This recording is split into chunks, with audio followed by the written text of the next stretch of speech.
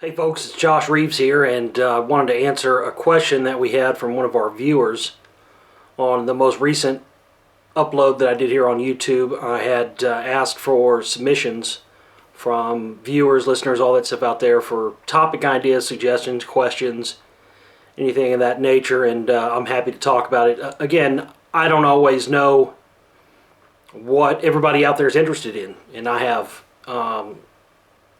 25 years plus research experience. I have a lot of stuff, a lot of knowledge I've recruited through the years, so you never know.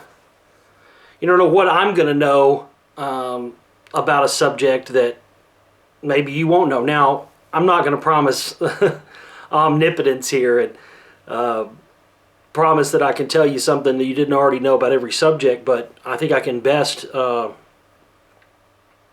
tell you what I have come across in my research pertaining to whatever the various topic may be. So just leave comments in the videos. The most recent one, the 2215 one, is the one I asked people to leave comments there. You can leave comments on this one as well for topic suggestions, and I'll do my best to get into those. I got the itchy nose thing again. So this one came from Stephen, and Stephen's question was, Josh, what about doing some stuff on the Skinwalker and how this relates to hexing curses and red Indian mythology? Okay, well, this is an interesting question, interesting subject. It's not really one of those that I feel that I have a lot of stuff to add that you probably don't already know, but I can definitely give you sort of my dossier and what I have as far as what I've come across in this, and it is an interesting topic. And the Skinwalker phenomenon, this Skinwalker thing, if you don't know what it is, you can look it up. But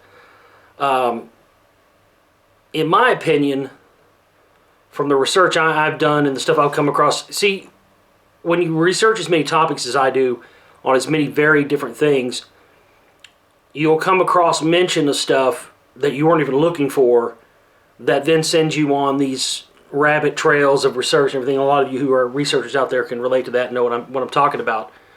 But the Skinwalker thing is very interesting because, in my opinion, and I know probably the opinion of many other people out there as well, just kind of what it points to.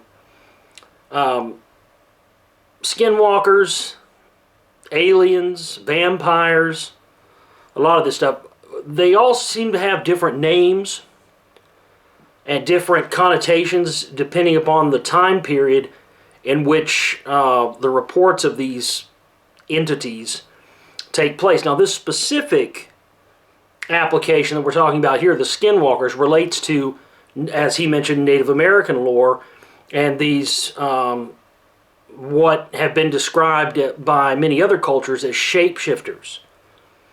These are entities that can take on the form of another entity. They can read minds. They have a lot of... Now, fascinating thing is that they have a lot of similarities between what we hear about in the modern day relating to extraterrestrials and supposed alien abductions and alien encounters and the rest of this.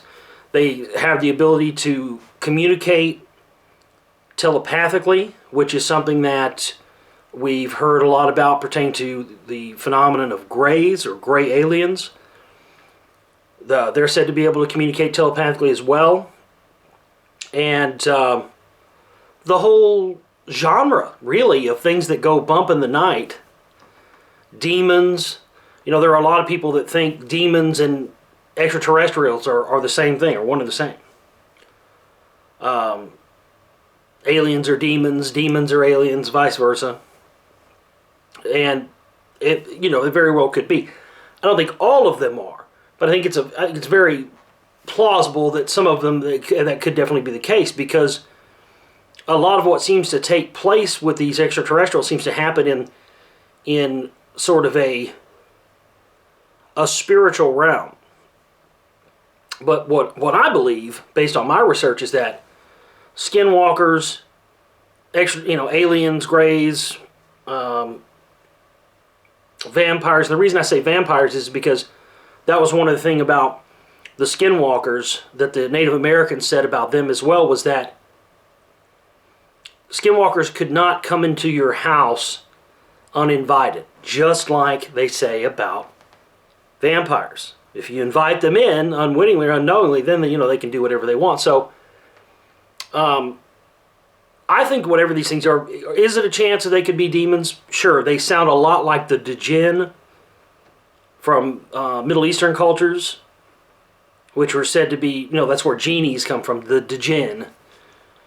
These entities trapped in these bottles and whatnot. They sound a lot like that. I really think that all of these things are one and the same. And I think that that is our best, when you start thinking about the fact that these are all one and the same, it also gives you your best indication that the idea of these things either being extraterrestrial or being demons or spiritual entities or something, both of those sound very plausible, because it seems that these things are very intelligent and they have the ability, as we've seen as we look throughout history, we see that they are basically of the times. The Skinwalkers in the Native American tradition were described as these shape-shifting entities that would often have the pelt or the coat or the fur of whatever particular animal it was that they were shape-shifting into. So one might have a wolf cloak and shapeshift into a wolf. I think this might also be where the lichens and werewolves and that sort of thing comes from as well, or skinwalkers. But it's the Native Americans talk about in the modern day, when the modern day Native Americans encounter these things, and supposedly they still encounter these things on a regular basis out on the reservations and whatnot here in America. And from what the Native Americans have said, at least from what I've read online and whatnot, they don't use the pelts anymore. They don't do that anymore. And that this was something that was passed down or handed down in the traditions and the stories of the Native Americans about the pelts, but that in the modern day when they see these guys, they don't do this, and that's fascinating to me. And to me, that's kind of an indicator. And I think that these guys have probably been here for who knows how long. At least that's probably the beginning. So whatever culture it is, whatever time period they're existing in, they seem to be adapting themselves or creating themselves to be something that would be very indicative and believable of the times. So it would make sense that in the past they might be, shapeshifters that shapeshift into animals and animal spirits, because that's what the Native Americans would have been relating to at that time. Their whole culture is being based around those type of things. Then fast forward in time to 16th, 17th century, and Vlad the Impaler, all these different things. Fast forward more into the modern day times, and you have the extraterrestrial phenomenon, alien phenomenon, a lot of these things, the telepathic communication, just a lot of the descriptions of shape-shifting. I think that whatever these things are, and again, I can't tell you for sure, and I don't think anybody can, and if anybody tries to tell you 100% they know about what these things are, you might not want to believe them. I'm just going to tell you what I think from my research. But I think that most definitely these things have been here for a long time. Possibly they're demonic, whoever. But the fact of the matter is that the people at the highest levels, be it government, be it religion, know quite well about these things, and they are not telling us the full truth of it. How it relates to hexing curses and Red Indian mythology, well, I kind of spoke about that. That's as far as hexing curses and whatnot. This is something that falls under the guise of magic, and regardless of what our programming and our society has told us, magic does exist and magic is real, and the people at the highest level know this. But it's not. See, they've sold us on magic, M-A-G-I-C magic, and pulling a rabbit out of the hat and all that BS. That's not what real magic is. And real magic isn't even spelled with a C, it's spelled with a K. And these guys are fully aware of this stuff and immersed in it. People at the highest levels of government, folks, are immersed in this. They have a theosophical temple built to Theosophy, which was a religion that was started by Blavatsky, which was then essentially what they did. Blavatsky gets a huge bad rap because she gets the credit and the blame for everything that Theosophy became, when in reality, Theosophy was hijacked, taken over, and Annie Besant and that whole thing taken over and turned into a completely different ideology. It was basically what essentially was kind of a neo-paganist, kind of a hippie type of thing, got then hijacked like every other religion, and turned into the perfect one world order religion, if you will. And of course, this is why they have these theosophical temples. But it gets very much into spirituality, religion, all this stuff, and that's what the elites at the highest levels are all about. Now, a lot of people may have heard the Skinwalker thing in relation to aliens and some of the stuff around Utah, Nevada area, Skinwalker Ranch, and a lot of this stuff. I know that a few years ago, on his phony staged conspiracy theory show, Jesse Ventura did an episode about this where he supposedly went out and was trying to get to the bottom of the Skinwalker Ranch thing, and he goes and talks to this Bigelow guy, and essentially this ranch, they'd had UFO sightings, they had supposed sightings of these things, and the further Jesse Ventura starts getting into this, he starts kind of connecting this whole thing to relating to the government and whatnot. And I tell you, the shows like that, they're very slick.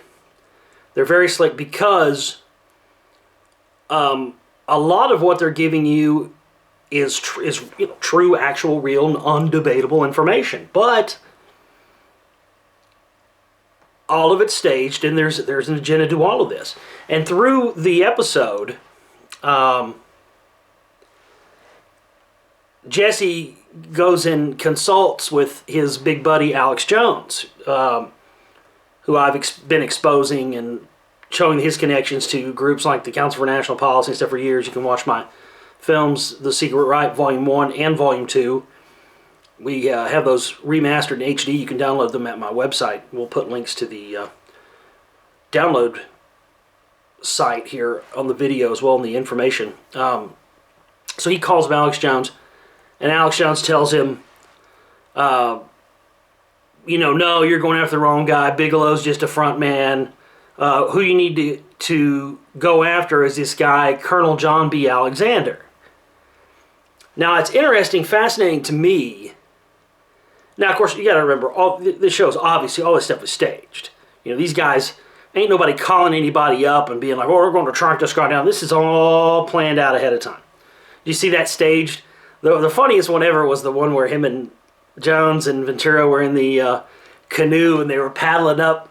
We're going to sneak into Bohemian Grove, folks.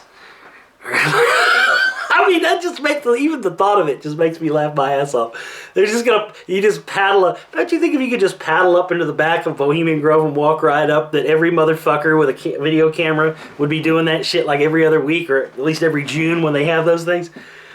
It's just it just makes me wet myself with laughter. It's so staged and so ridiculous. And the whole thing originally with Jones sneaking in there was staged as well, and he gives you clues to that with this little statement. But if you watch, synchronistically, if you watch my film, The Secret Right, Volume 2, which we recently remastered, had the bad audio clicking problems. If you watch the version on YouTube, it's crackly and you can't hardly make it through it. But we fixed all that, and it's so crystal clean and awesome now. You should really check out that film, buy a download of it. It's like $10. It's HD, you won't regret it. But we go into a lot of the explaining the connections to the people who are in the so-called truth movement and whatnot that are, verifiably 100% connected to the powers that be. So, this guy, John B. Alexander, in my film, The Secret Right, Volume 2, I connect John B. Alexander to Michael Aquino and Paul Vallely, who's the senior military analyst for Fox News, another one of Jones's big buddies who he's had on the show. They came up with the mind war documents. And this mind war thing, if you go and read this mind war, it's unbelievable. They actually, in there, coined the term information warfare or info wars that Jones later takes and uses as the name of everything he does. So again, we've got connections. Here we have Aquino, Michael Aquino, General Michael Aquino, high-level Satanist, started the Church of Set in the United States. Anybody knows anything about skinwalkers, it's that guy. You've got Paul Vallely, who was in on this. I mean, they talked openly about making the American public believe that they had a enemy, whether it be in the government or a foreign entity or whatever, and that the citizens can band together and fight this external enemy, but it's all really basically just mind control and BS. And they talk about this and lay this blueprint out in these mind war documents, and it's the blueprint for what Alex Jones has done. And who does he say? Who does he give the name to? John B. Alexander. Well, John B. Alexander was the guy that they based a lot of the stuff from the movie The Men Who Stare at Goats at, right? Well, Jones already has a connection to this guy in the past, because the same guy who wrote the book, The Men Who Stare at Goats, also coincidentally is the guy that Jones supposedly snuck into the Bohemian Grove with, John Ronson. He wrote The Men Who Stare at Goats. So here, the first person out of his mouth, oh yeah, talk to this guy, acts like he doesn't know. I've already, again, 3 or 4 years ago in that film. When did I come out with that? 2011?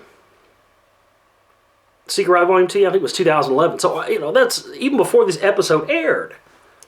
I had already connected Jones with these guys, and these guys have already been connected to all sorts of occultist stuff. Again, channeling demons. Look into Michael Aquino. Look into all this stuff. The John B. Alexander. Well, Jones actually says that in the episode. He says that he's the guy who brought the occult into the Pentagon in the 60s, 70s, and 80s. And he's absolutely correct. If you see that, there's a scene in the Men Who Stare at Goats where there's the all-seeing eye in the pyramid behind him. Yeah, I mean, he's right about that. But why is Jones such an expert on that? Because, see, he never mentions the mind war documents, and he never mentions the fact that the term information warfare and info wars and the whole thing of banding against the citizens banding against some enemy, but it being basically a massive psyop. He never mentions any of that. So what does that have to do with skinwalkers? Well, again, what they iterate in the Jason Ventura thing is that this somehow has to do with aliens, UFOs, the government covering it up, and the rest of it. Really, the whole thing is just a smokescreen.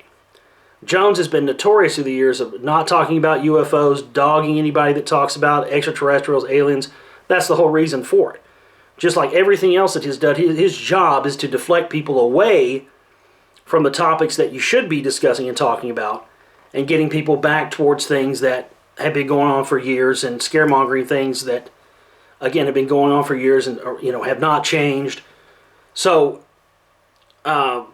that's what Ventura and Jones and the rest of these guys, that's what their whole ilk is all about, is to deflect the information, direct the focus away from what it really is.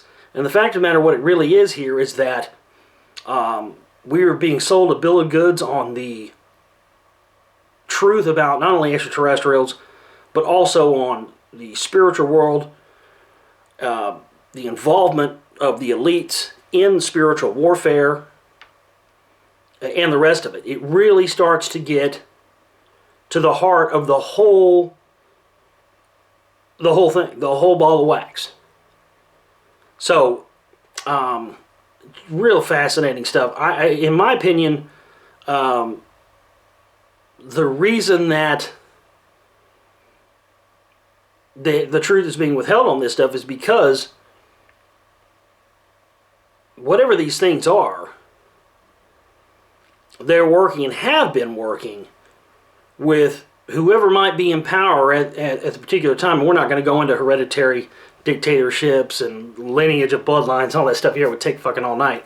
I've done thousands of shows on all that stuff. But the real bottom line of this stuff is that whatever these things are, they have been working in tandem with people at the highest positions of power for eons. And they hint at them. They hint at these guys occasionally in movies. You know, I'm trying to think of some off the top of my head. The other day I was thinking about a few of them.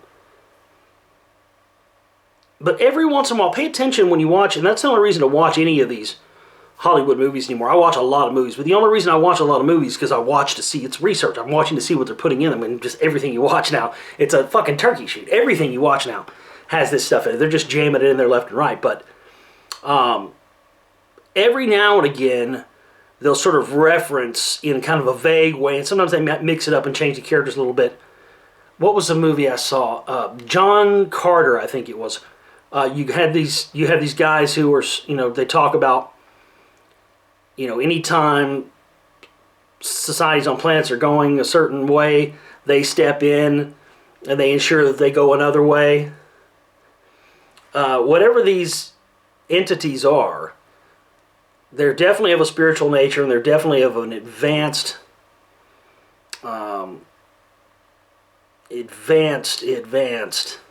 intelligence. Could these skinwalkers, could these shapeshifters, I mean, is this the same thing as people talk about when they talk about seeing people shapeshift into reptoids and the rest of it? I mean, I would have to think so. I would have to think all this stuff is one and the same. And that whoever these things are, they are, in my opinion, our best candidate for the true hidden hand that controls world affairs. Because as you research, you can research as long as I have, even longer. And eventually you'll get to, you get to the top, and you get to where there's a ceiling.